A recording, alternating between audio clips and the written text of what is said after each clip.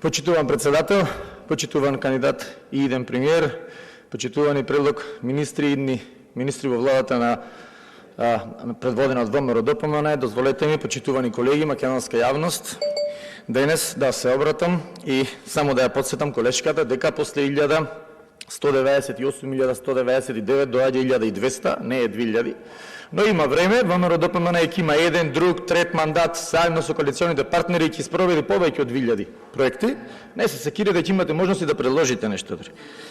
Но, се јавив на реплика, да кажам, да си толку извикан, да бидеш толку многу лошо вреднуван, за тоа што си го работил како министер и тоа да резултира со губење на изборите дури во родното село на својот дедо партизан, со губење на изборите во своето избирачко место и со губење на изборите во Битола со повеќе од 15.000 гласа. Мислев дека е пристојно и човечки ово да се одмолчи, мислев дека ќе имате малку доблест и без око да ви трепне тоа што сте ги превеле тие идеи од времето на партизаните, сте определили идејата и постојањето на државата. Амете, бившата министерка за култура, која што ја порази културата во Македонија, исто така и во Битола како културен, историски, цивилизацијски центар, не најде за згодно да преќути и решила да не биде така, па стана да зборува.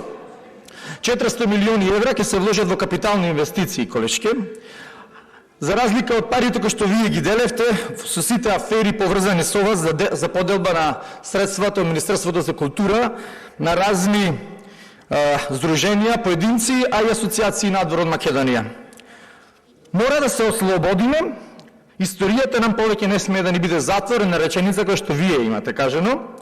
Во тој период кога сакате да го цензурирате творештвото и така натаму, но мора да се ослободиме и граѓаните ја ослободи од Македонија. Тоа е единствената вистина која што успеавте да ја кажете додека бевте министер и да не зборуваме за намалените средства во буџетот и така натаму, за кои што се потребни големи ребаланси за да се надоместат штетите во Министерството за култура. Можеме да кажеме дека е направена вистинска катаклизма во државата, не е катастрофа, и тоа не е само во културата, тоа е одлика на сите ваши колеги со кои што сега сте во опозиција. Лицемерно е да се седи во првите кругови, тука во првиот ред, затоа што вие знаете како ја започнавте кампањата. Кампањата ја започнавте со користење на географската придавка, а потоа во меѓувреме сакавте лицемерно да ги прелажите гласачите и тој голем пораз стана огромен. Ви благодарам за можност.